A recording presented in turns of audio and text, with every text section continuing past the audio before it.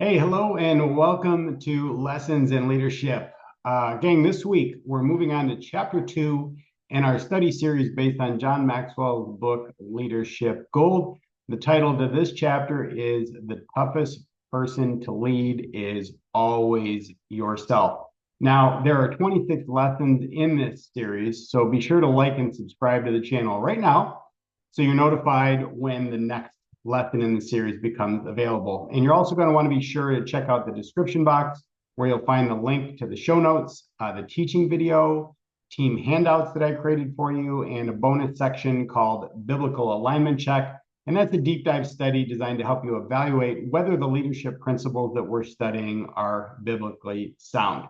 So let's dive into chapter 2, and let's see what John has to say about this. So John says leadership begins not with others, but with ourselves. So in this chapter, John reminds us one of the hardest truths in leadership, that the most difficult person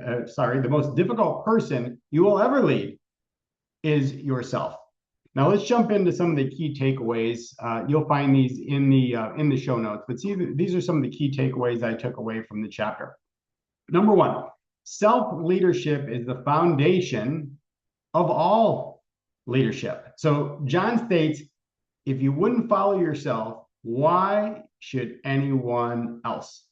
Now, that's the kind of question that forces a moment of reflection, right? So before you can effectively lead others, you have to have a firm grasp on your own habits, your own mindset, your own emotions, and your own ethics. So if your actions and values are misaligned, your influence is going to be severely diminished. So I like to call that walking your talk, right? If you are trying to lead someone and you're trying to tell somebody how to do something, but you don't do it yourself, you're not walking your talk. So this is a gut check. This is a self-check for you to say, hey, before I can lead other people, have I been there? Have I gone through this experience? And have I transformed myself before I'm asking other people to follow in my footsteps? Number two, we judge others by actions, ourselves by intentions. Let's say that one more time. We judge others by actions, but ourselves by intentions. So one of the leadership traps is extending grace to ourselves while holding other people to performance. So leaders have to hold themselves to the same, if not higher standards they expect from their teams, right? So self-leadership demands consistency between our intentions and our impact. So on a daily basis, before you go to lead someone else, you have to stop and you have to say to yourself, hey, what's my intention here today? And if this is my intention and if this is where I want to take my people from where they are now to where they want to be, right? What's the impact of this going to be? And am I leading them in the right direction? Is this something that I truly believe in? And is this something that I'm practicing myself on a daily basis? Because I can't ask my team to do something that I haven't done myself. Number three, discipline is the bridge between goals and results. Amen to that, right? John emphasizes that discipline is the price of self-leadership. Now, I don't consider it a price, okay? I know he uses that phrase a lot, that there's a cost to something or there's a price to something. But discipline is just a matter of consistency. It's a matter of showing up every single day, whether or not you feel like it or not. It's just a habit. All success comes down to your beliefs, your patterns, and your habits. So if you just keep showing up and you just keep doing the right things over and over again, right, you're going to get pretty darn good at it. And some days you're not even going to do it very well. But it's that act of discipline, it's the act of showing up each and every day that gets you a little bit closer to the results and the outcomes that you're looking for. Number four, personal blind spots are going to limit your leadership. So all of us have blind spots. Even the best leaders in the world have blind spots. There's things that we just don't see, we miss. So these are also areas where we may be unaware of how our behaviors or our attitudes are affecting other people, right? We're so focused on the goal that we forget how are we acting, right? And how is my behavior showing up and how is this affecting my team? So what John encourages us to do is to seek feedback regularly. So seek that feedback from your team. If you are the leader of your family, maybe seek feedback from your family it's definitely a humbling experience, right? So growth begins with self-awareness and the humility to learn from others, and not just learn about how they feel about it, but if that becomes a pattern and it's not a good one, then being humble enough to see that in yourself and start to work on yourself to change that. Number 5, character is the core of effective self-leadership. So your character, not your charisma, will determine how far and how long you lead. We know there's a lot of charismatic leaders out there that are leading their people right off the edge, right? But a person of good character is going to make sure that they're taking care of their people. They're going to take care of their sheep, and they're going to be leading them to the green pastures, right? So traits like honesty, accountability, humility, and perseverance aren't just admirable, they're essential. So in the long run, people will follow character or respect character more than talent. So anytime that we learn something new, anytime we do a study, we always want to take action on something. It's one thing to hear it, but if you don't do anything with it, then it just becomes shelf knowledge, right? You hear it, you write the notes down, you put it on the shelf, never to be seen again. It's all about what you do with it. It's about taking action. So here's some action steps for leaders that you can apply from the wisdom that we gleaned from this chapter from John Maxwell. Number 1, schedule weekly self-reflection times. I like to say you have to inspect what you expect of yourself. So you set an expectation for who you want to be and how you want to show up, but then you have to stop and you have to reflect and you have to ask yourself, how did I do? All right. So John suggests that you set aside 30 to 60 minutes each week to evaluate how you're leading yourself.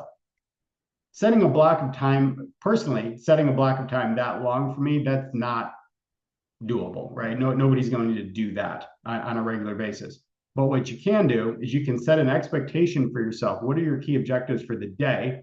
And then you can go back at the end of the day and just take 5 minutes to say, hey, let me do a head check. Let me check in how I did today with my key objective, and did I have the right intention, and how did I do in my leadership role? So John asks a few questions here that you can ask yourself. Did I follow through on my commitments? If I committed to do something, even to myself, did I do it? And how about my commitments to other people? If I said I was going to do something, did I do it? Next, where did I compromise on discipline? Was there something that I should have done that I just failed to do? I didn't stick to the plan and I let it fall to the wayside.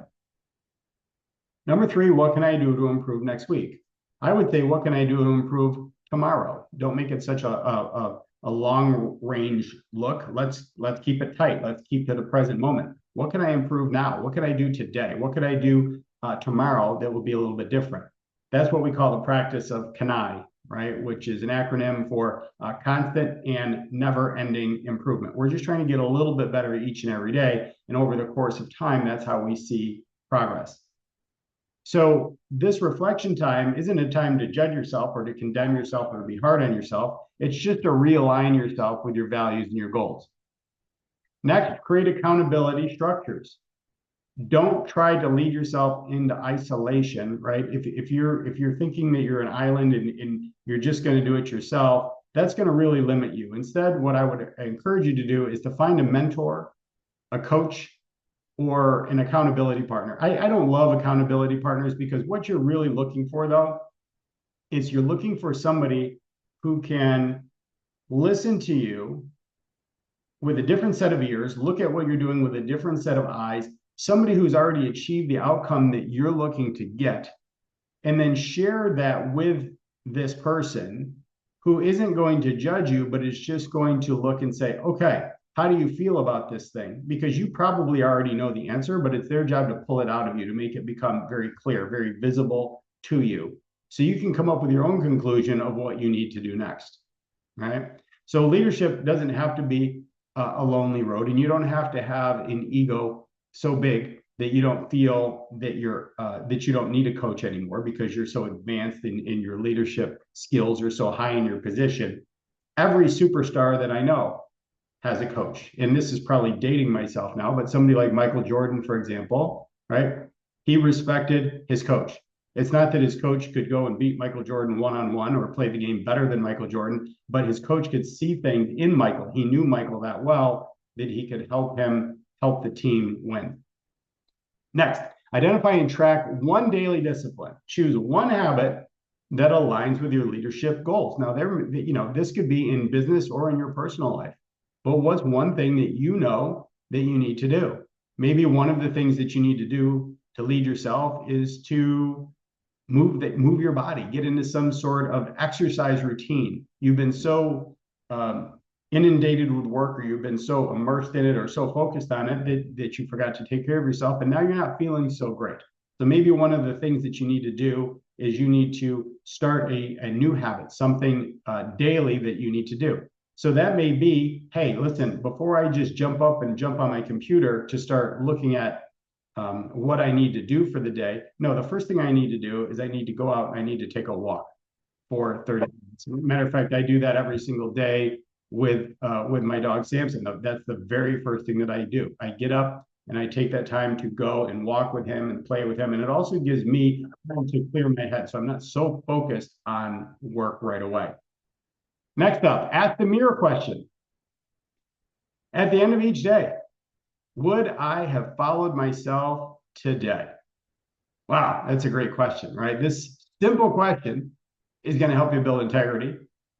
It's going to encourage self-awareness, and it's going to invite continuous improvement. But more than anything else, right, you're just taking a hard look at yourself. Nobody's there with you. You're just looking at yourself in the mirror and say, who did I show up as today? All right. If no one was looking, would I be, if no one was looking, did I show up the way that I would want somebody to see me? Would somebody really want to follow me, and would I follow myself? Next, develop a personal growth plan. So in John's other course, the 15 Invaluable Laws of Growth, law number 1 is growth is not automatic. It has to be intentional. Growth has to be intentional. Now, as a speaker for Tony Robbins, one of the phrases that I use quite frequently was, where attention goes, energy flows, and results always show. Okay, where attention goes, energy flows, and results always show. So if you want to get better at something, you need to put your attention there. You need to put your energy there. You need to be intentional about doing that in order to be able to see the growth in that area that you want. And I promise you that if you do that on a regular basis, you will see growth. Now, why does this matter now? Why do you need to pay attention to this now? Why do you need to pay attention to yourself first? Well, the world is changing very, very quickly. And there are a lot of different people out there offering a lot of advice. But the most important thing is that if you are going to be a leader, you have to make sure that you have cleaned your own house first. Just a great example, whenever you get on an airplane, when the airline flight attendant gets on the speaker, they say, if there's ever a loss of air due to cabin pressure, please make sure that you put on your own oxygen mask before you try to assist others. And I think that's exactly what we need to do as leaders. Why does this matter now? We have to make sure that we're walking our talk, we're leading ourselves by example. So whether you're managing a team, whether you're running your own business, you're leading your family, the strength of your leadership is going to fall on your ability to lead yourself first and foremost. So if you're struggling with consistency, discipline, or blind spots, right, how can you expect them not to, and then be upset with them if they falter? Okay. So the more that you focus on yourself and the more that you show up as the example, the greater your ability to influence and impact others to grow. This is how you're really going to start to show up, right? And I think biblically, if you look at this, right, Jesus would say something like this: how can you remove the log in someone else's eye when or how can you remove the speck in someone else's eye when you have this big log in your own eye, right? So that saying is sort of like the same thing. It's like, hey, pay attention to yourself first. Get really good at yourself first, so that when you show up and when you lead, people are going to respect that. So final thought here, John Maxwell's reminder is both, convicting and empowering at the same time. The hardest person to lead is always yourself. but it's the most important leadership job you'll ever have. I want to repeat that one more time, right? The hardest person to lead is always yourself, but it's the most important leadership job you'll ever have. So let's think about that. Before you challenge your team, before you try to inspire other people or lead people in your community or in your family, take a moment to take a deep, long look in the mirror, because that's where leadership starts. Hey, if you enjoyed this lesson today, please make sure that you download the show notes, the worksheets, the teaching video, and you're going to find those in the description box, or you can go there directly by going to billstorm.com/notes.